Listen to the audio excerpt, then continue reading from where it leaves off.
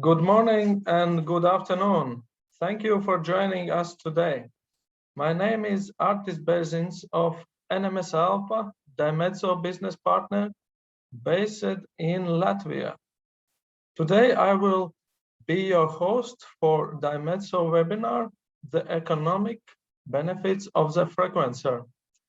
I'm joined by Irena Tsirule, Commercial Officer of the Embassy of Canada to Latvia, Lithuania, and Estonia. Dr. Simon Phaneuf, Emergency Physician and Dymedso Chief Scientific Officer, and Dr. Laura McIntosh, Co-Chair of Dymedso Scientific Advisory Board.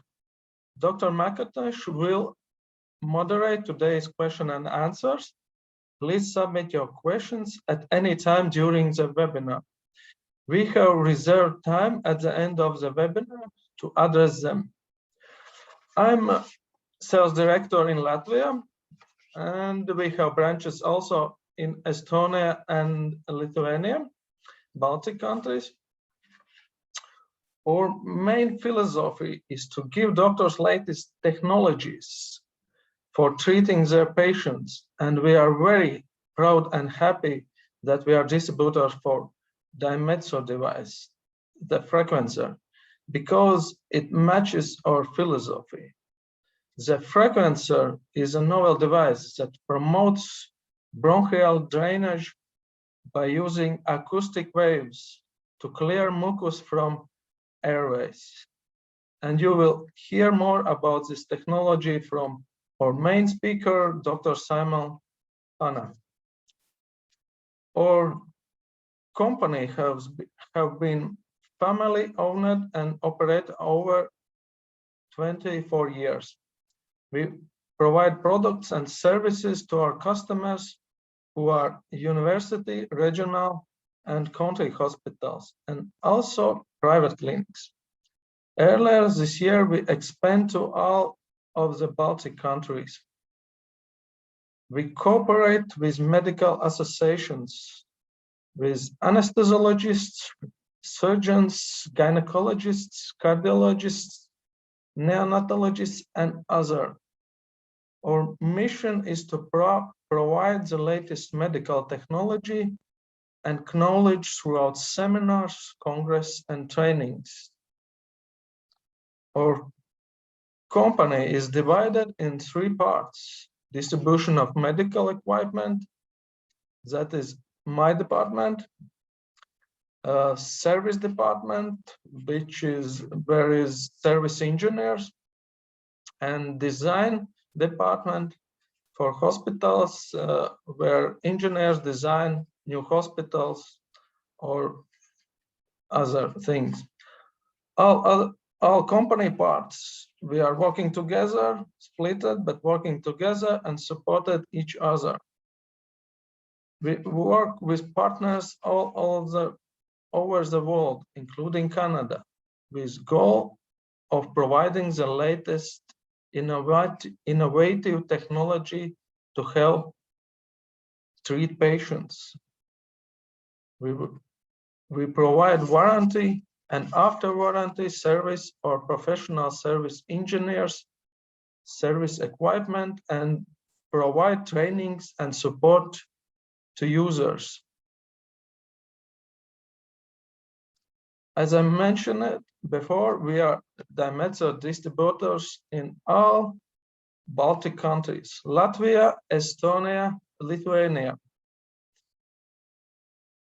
If after today's webinar you are interested in learning about the product or would like a demonstration, please contact us. We can also arrange a test at your facility. Please contact me or my colleagues throughout emails and phone. For all other countries, please contact your local distributor.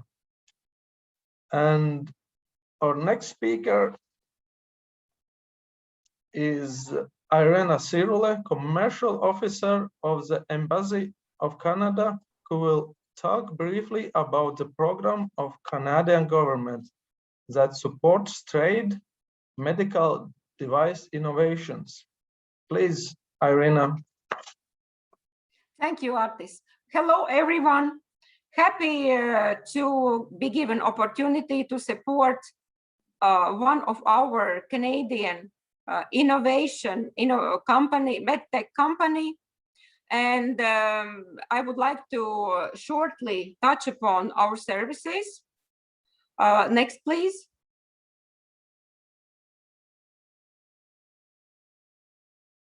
We have been supporting Canadian companies over 125 years via 6 regional offices across Canada and more than 160 locations worldwide.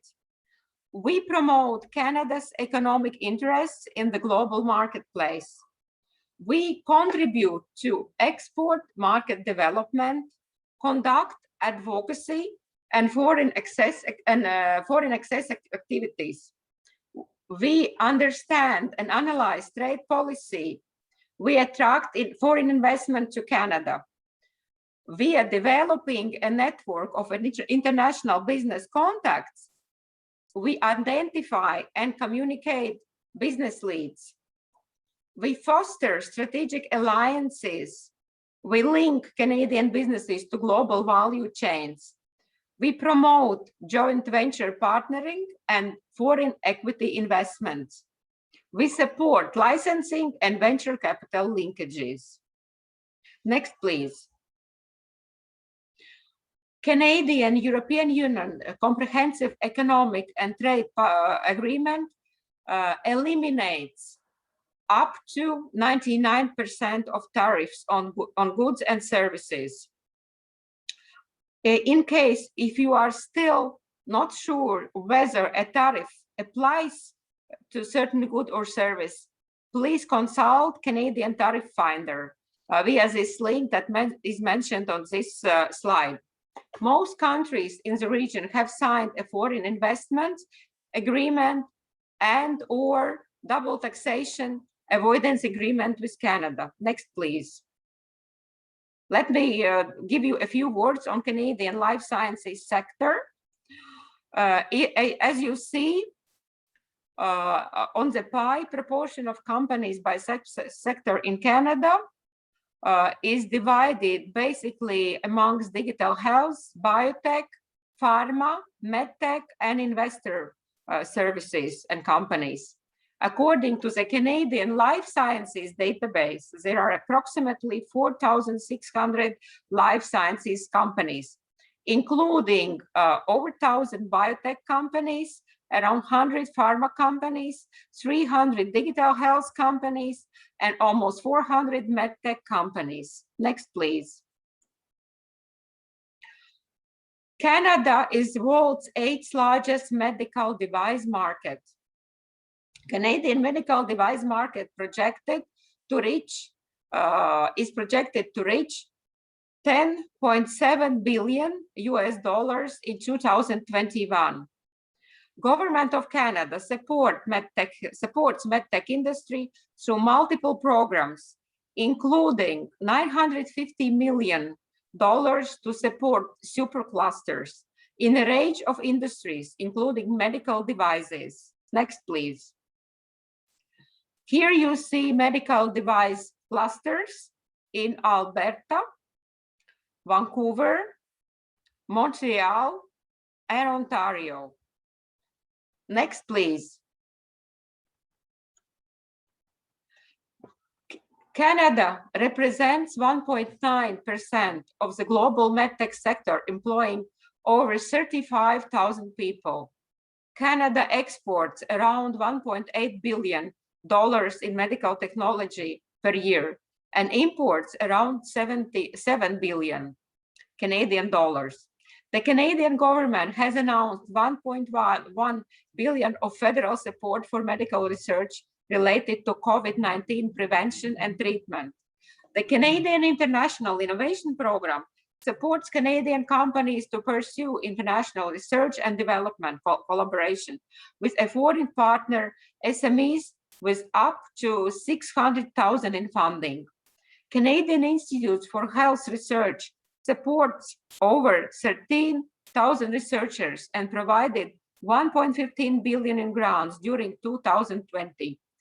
High capacity for collaboration between industry, university researchers, teaching hospitals, and other health system partners driven by government-sponsored programs and policies, specialty medical education system, in specialty in medical education system. There is outstanding market for medical device clinical trials. Canada is the most productive member of G7 in clinical trials with 100,000 population. This is all I wanted to mention. Please contact me or consult Trade Commissioner Service website for services we can provide. I just wanted to emphasize that we not only work with Canadian companies, but also their representative companies abroad. We will be happy to assist you. Thank you. Thank you, Irena. Our next speaker is Dr. Simon Phaneuf, an emergency physician and the Chief Scientific Officer of the Dymedso. He will present the Dymedso Frequencer, its use cases and benefits, and how hospitals are achieving a return of the investment. Please, Simon.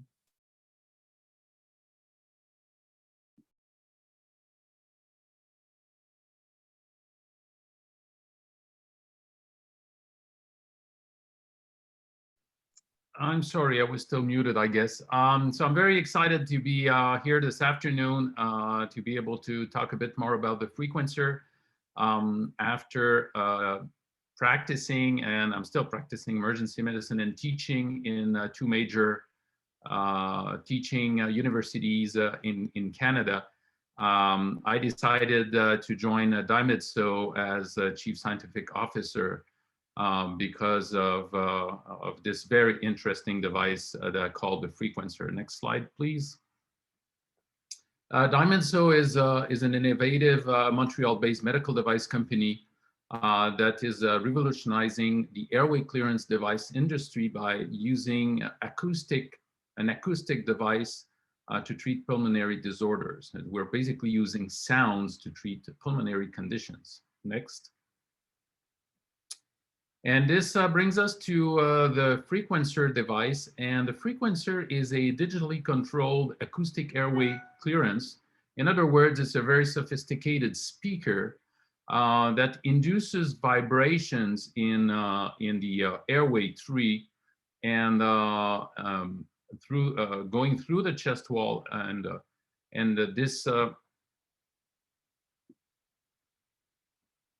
this wavefront will penetrate through the chest wall instead of vibrating the chest wall. And it's been optimized to work at the optimal frequency to penetrate deeply inside the lungs and clear the airways. The other thing also is that because the transducer can be moved from one area to the other, it allows for targeted therapy to concentrate on the diseased part of the lungs. Next. And what it does is the Frequencer transmits the sound waves through the chest wall, and at this frequency, it's been demonstrated that it changes the property of mucus. The mucus inside the lungs will lose its integrity. It becomes more fluid and thus easier to expectorate. If you know other airway clearance device, the Frequencer is not like a percussor or the vest. It does not compress or shake the body. Rather, it's been optimized for the sound to go through the chest wall and vibrate the lung where it's needed. It doesn't require a specialized breathing technique, although it can be used in combination with autogenic drainage or other breathing techniques. And again, it doesn't shake the whole body. The vibration goes exactly where it's needed inside the lungs. And it, as we said, it uses sound, so it's purely acoustics. Next. What is the lung resonance frequency? The resonance is like when we're playing as when we used to play as kids on a swing. I mean, and it's been determined that the natural resonance frequency of the lung is around 40 hertz. So what happened at this frequency is that the smaller airways will start vibrating, and this will dislodge the mucus from those smaller airways.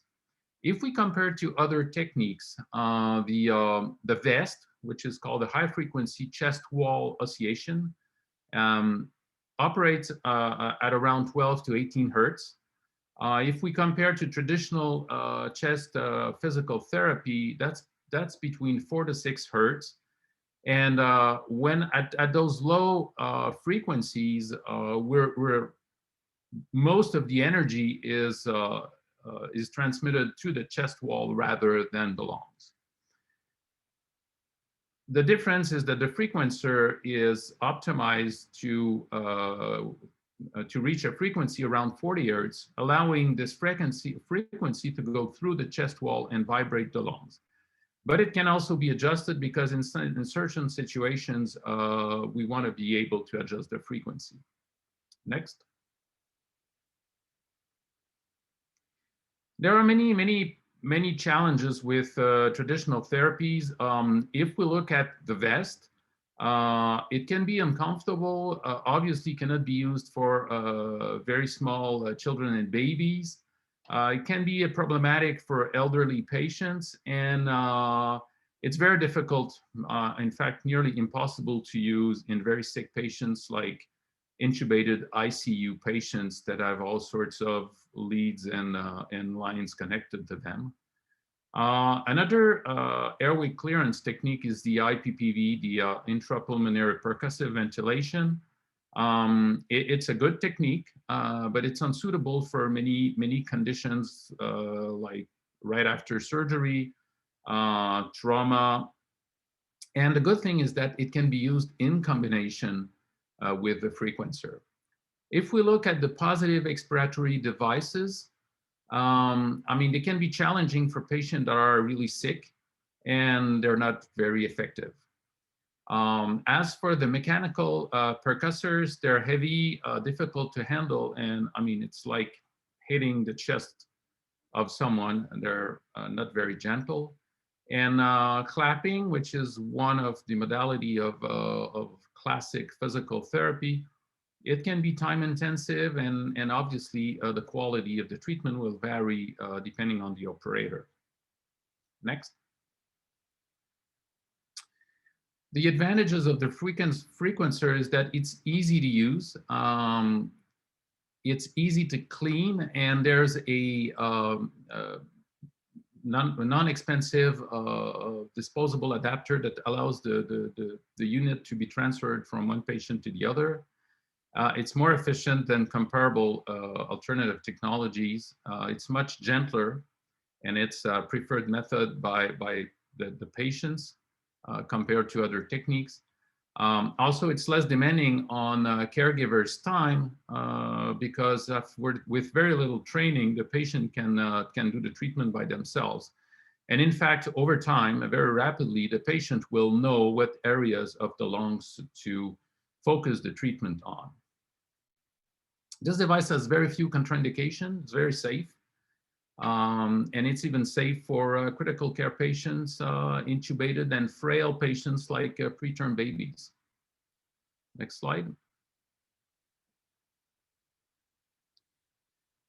The frequencer has been proven to be effective to treat airway clearance challenges associated with many respiratory conditions and complications. The device was created to treat cystic fibrosis, so obviously it is used in this for this indication, but also various pulmonary indications such as chronic bronchitis, COPD, bronchiectasis, ciliary dyskinesia syndrome. We don't see that very often, but it's used. It's been used in some cases of asthma. It's also very useful with impaired clearance diseases like muscular dystrophy and neuromuscular degenerative disorders. It can be used also for post-op atelectasis. Atelectasis is like a lung, part of the lung that collapses. As opposed to other techniques, it can be used with thoracic wall defects or after surgery. And it's been used with success for respiratory infectious disease, including COVID-19. Next. It's currently used in throughout the world, and it's trusted by major hospitals with most success in California in the US. It's been used for several years in a neonatal ICU, pediatric ICU, and pediatric wards, in adult patients in the ICU and obviously pulmonary departments. It's been used in rehab centers and cystic fibrosis centers. Some patients have the device at home and are using it on a daily basis. And it's also been found very useful for lung transplant and post-surgical patients for which harsher techniques cannot be used. Next. Next. Thank you. There are certain indications where the Frequencer device is basically the only technique that can be used. And that's the case for neonatal and pediatric ICU. And it's so gentle, and it often helps the baby fall asleep. It's been found useful for to open collapsed lungs, what we call atelectasis. Also in preterm babies with bronchopulmonary dysplasia, infection with respiratory syncytial virus, obviously cystic fibrosis. It's being used with success in some cases of asthma and pneumonia. Next.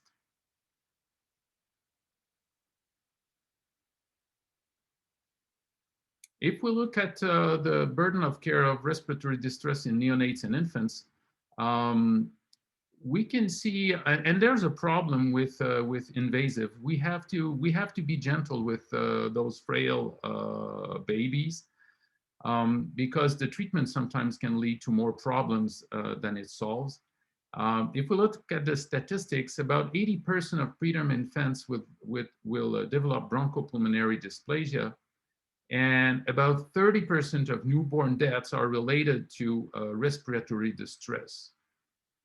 About, just to give you an order of magnitude, and these are US statistics, about 15,000 infants in the US will develop bronchopulmonary dysplasia as a result of both low birth weight and also harsh treatments such as mechanical ventilation that can lead to pulmonary trauma. Next slide.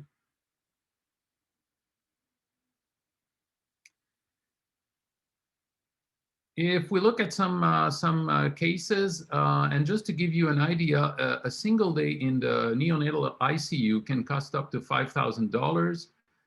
With a full stay, those patients stay for a prolonged period of time, averaging between anywhere from $40,000 to $250,000. So the device is being used for patients with either consolidation, that is a part of the lung that is filled with fluid, or lung collapse called atelectasis. And those patients showed rapid improvement in their X-ray and clinical condition. And we will see we have an example of a case where the device assisted with what we call lung recruitment, which is opening some the smaller airways and secretion removal.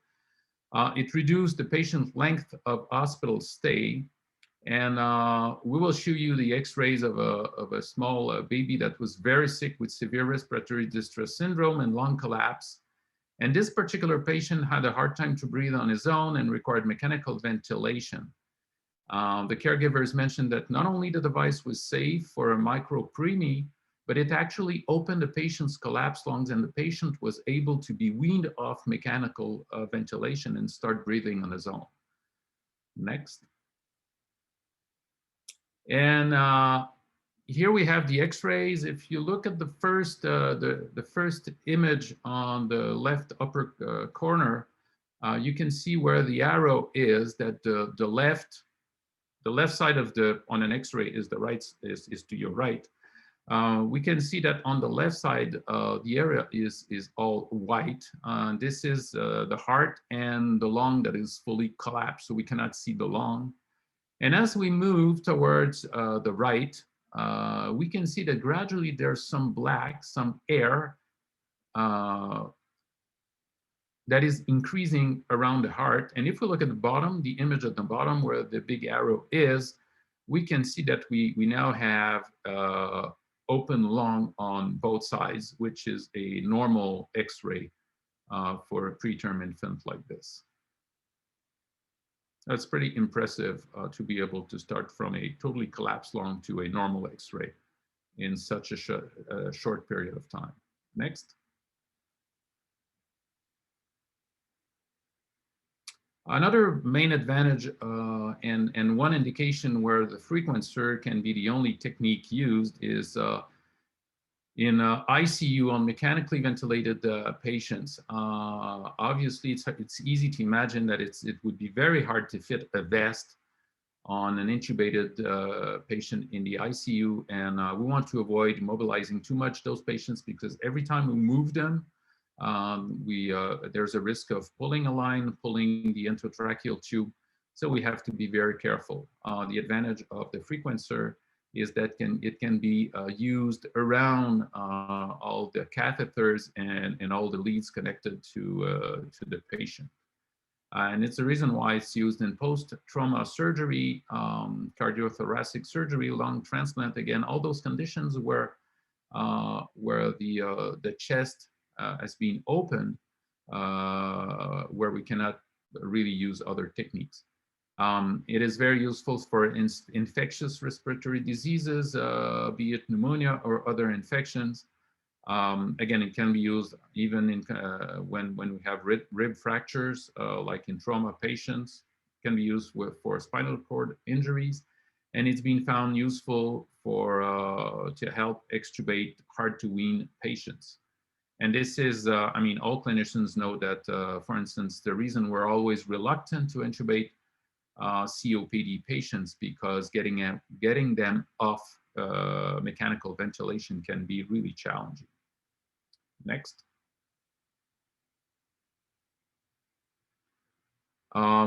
If we look at the respiratory distress in critically ill ICU patients, and those statistics are related to COVID. It's very important to try to reduce ICU admissions and reduce the length of stay, because from an economical point of view, it can be very expensive. If we look at the data, the cost, and this varies from obviously from one country to the other, but it's to give you an order of magnitude. For COVID-19 ICU patients, they require prolonged stays. The cost can vary from about $50,000 to $80,000. And if we look so far into this pandemic, we're at about 3.5 million deaths, and about 50% of those who are mechanically ventilated will not survive. We've seen some improvement in those statistics, though, but still, depending what country you're looking at, the numbers are not great in terms of survival of those mechanically ventilated patients. Next. We did a clinical economic study of the Frequencer in COVID during the pandemic in Quebec hospitals. And we collected data from 40 patients at 4 hospitals. And the population included COVID and non-COVID patients, ICU, intubated and non-intubated patients. And it's been the outcomes from the patient. The caregivers mentioned that we could see improved management of secretions with better expectoration from the patients. That it reduces the use of the Frequencer reduces dyspnea for patients with congested lungs. That the overall patient outcomes were improved, and also oxygen saturation was improving, and in general the treatment was very well tolerated and comfortable. And to summarize the results of this study, the caregivers found that the treatment was very easy to administer, that it can reduce the patient's overall hospital stay, that it can also reduce hospital readmission, and that it can shorten time in the ICU and contributes to faster improvement of extubated patients. Next. Here we have another case. In another setting, it's a 69-year-old female with hereditary muscular dystrophy and COPD. And this particular patient was having bouts of bronchitis that used to last very long. And at the onset of this bout of bronchitis, the patient decided to increase her use of the Frequencer from 1 treatment per day to 2 treatments per day for a period of 3 days. Per the patient herself, she was able to relieve her symptoms and recover much quickly. And by the way, she could have increased her frequency to maybe 3 or 4 treatments per day. We don't know why she didn't do it. Next slide. There's another interesting case here in a neuromuscular disease in a patient with a prior history of using the vest. And in fact, in this setting, the physicians saw great success with using the Frequencer for patients who had not been responding well to vest therapy. And what's also interesting is some patients continued to use the vest, but they also added treatment with the Frequencer for targeted therapy. Because, like I mentioned, they can focus on the disease part of the lung and increase the treatment at those specific places. And for one specific patient with neuromuscular disease, that patient was facing a tracheostomy intervention. And remarkably, the use of the Frequencer improved the patient's condition so much that he was no longer a candidate for tracheostomy. Next. If we look at the economic analysis during the COVID-19 pandemic, and then this data is from Canada, excluding the province of Quebec. If we look at the cost of COVID-19, the total is about over 300 million, but the cost per patient varies from 15,000 to upwards of $50,000 for ICU patient. And if we look at the length of stay, the average length of stay pre-COVID was about 7 days, and it increased. The average length of stay increased to 15 days during COVID, and it goes as high as 21 days for ICU admitted patients. So if we look at the return on investment in this setting, if we can avoid 1 ICU admission, it means savings of about $35,000 for the healthcare system. Also, just a reduction in the length of stay could save easily more than $4,000. So in other words, for each patient avoiding ICU admission, it would pay for 3 Frequencer devices. So the return on investment is very, very quickly achieved. Next.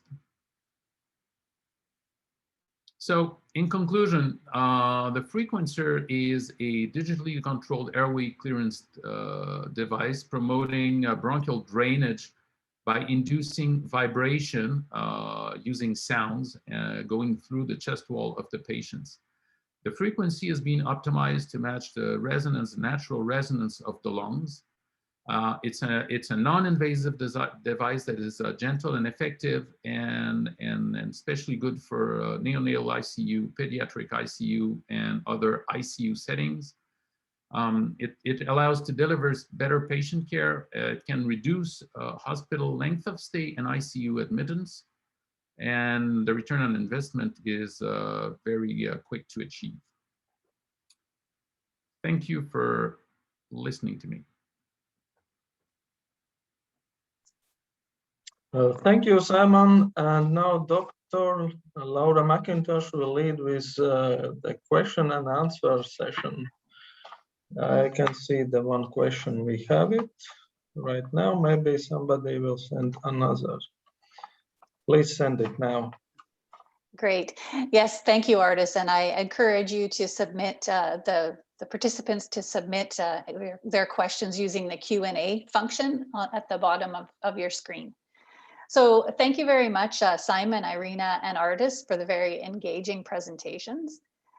Clearly, the Frequencer is uniquely positioned to assist in airway clearance in a variety of settings, including the ICU. And I think that was very clear in Simon's presentation.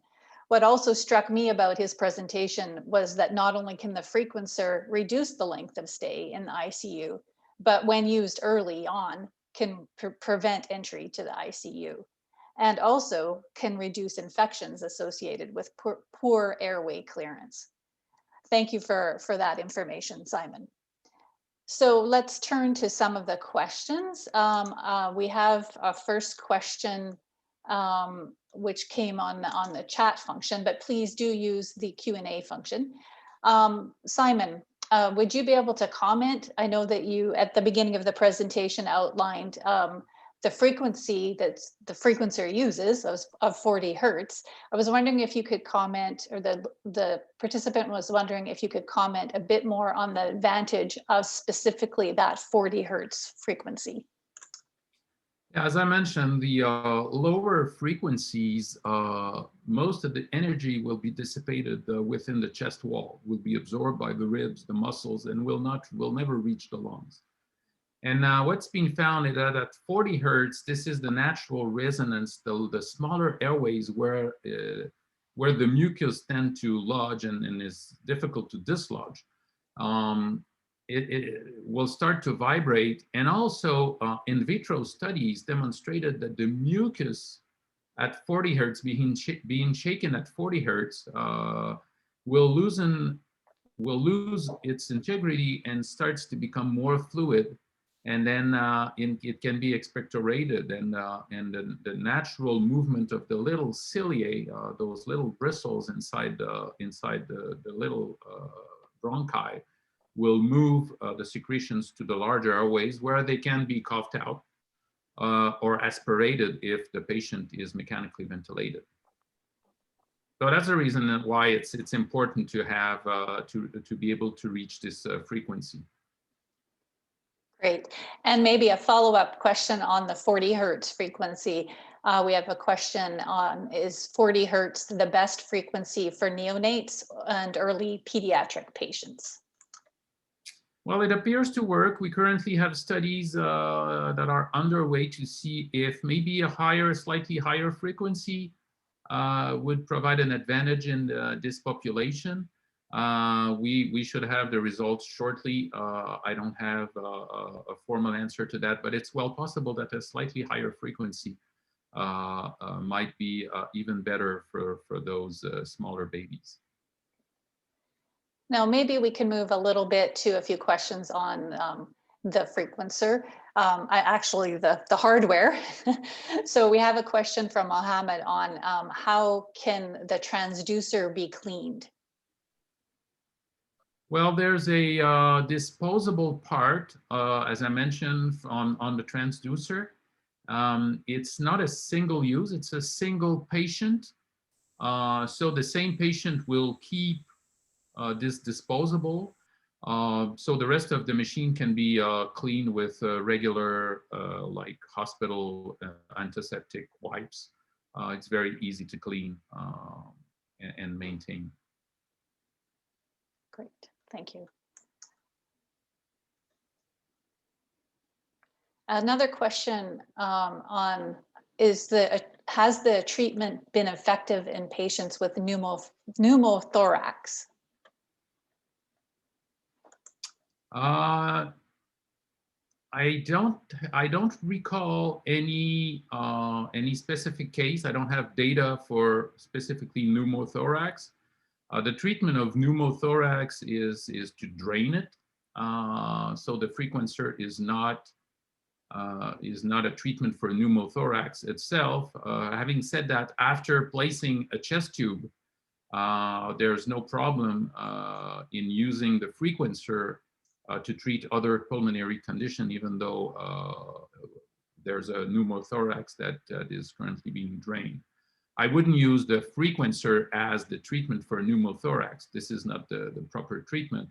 But after chest drainage of the pneumothorax, then one can use the Frequencer to treat other pulmonary conditions.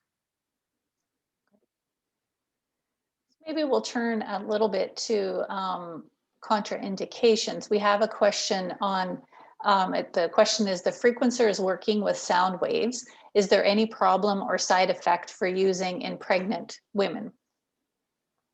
No, not really. The sound waves are very gentle and it's not contraindicated. I mean, I wouldn't place it over the womb, but no, using it in the lungs is no problem. Great.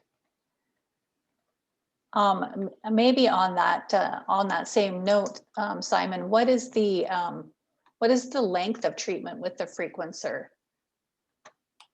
It's about between 15-20 minutes, depending on the patient. So it's comparable to other modalities. But again, there's no cumbersome vest to wear, or so the patient can do it. And if they feel, as many patients, as I said, they become used to using the Frequencer, and then they can tailor the treatment to their needs. So sometimes they can do a little shorter, or they can do a little longer if need be. But I'd say about 20 minutes. Thanks. All right. Sorry, all these rapid fire questions. I think we'll end with a final question around, clinical trials. Well, what other types of clinical testing is in progress? And along that same theme, have any of these tests been compared? Has the Frequencer been compared to other airway clearance techniques? Yeah, we have different trials underway. We have some in a pediatric setting, as I said, to try to see if a somewhat higher frequency would be useful. We have another one in COVID. We've had case reports in very, very sick patients done in Kuwait that demonstrated the efficacy in ICU COVID patients. We have a study that is not published yet, comparing with the vest. And Laura, I think you're going to have to help me. I'm forgetting.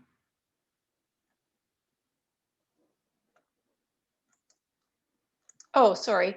I think you covered, yeah, you've covered the trials. I think I would also maybe encourage people on the webinar to join us next week to listen to a presentation where the Frequencer is used in comparison to the vest on cystic fibrosis patients. So that's a completed study that we'll be reviewing next week. Yeah, one thing that is, if you look at different techniques, it's often difficult to, in terms of efficacy, to make a difference. So we could say that at the end of the day, when they're used properly, they can be pretty similar. But the main advantages, I would say, of the Frequencer is that it can be used in some settings where other techniques just cannot be used. And also, it's very gentle, and it's universally, patients will mention that it's the preferred method for them to use compared to other methods. Are you up to taking one more question? Sure. I'm just melting because it's very hot here, but I'll take another one. This is an interesting question. When a nurse or practitioner is working the whole day with the Frequencer, has there been any issues with the vibrations above the nurse using or holding the device? And I think that that's an interesting question, because it's not actually vibrating when you hold the device, correct? No, correct. It's not really, I mean, you can feel a slight vibration, but it's more a sound. So it would be like holding a little speaker, and the sound is very low, so you can hear it a little bit, and it's not really vibrating much. So no, we never had any complaint from anyone about that. So it doesn't seem to be an issue. Great. So I think at this point we'll wrap up. There's a few other questions, but we will answer the questions to the person directly, as we kind of wanted to wrap up at 1:45. I would really like to thank all the participants for joining the webinar today and for the questions and the very good questions at that. And I would also like to sincerely thank Dymedso's business partner, NMS ELPA, for their participation today. Thank you, Artist. And for the Trade Commissioner Service of Canada for their support to Dymedso and our business partners around the world. Thank you, Irina. Please don't hesitate to send Dymedso any additional questions, and we will follow up. We will also be pleased to put you in contact with your local representative, if that isn't Artist, and you can have further discussions with your local representative. So lastly, the session has been recorded and will be made available on our YouTube channel. So if you would like to refer to that, we encourage you to do so. Thank you once again for your attendance, and happy Canada Day on July the 1st coming up here this week. Thanks so much. Thank you all.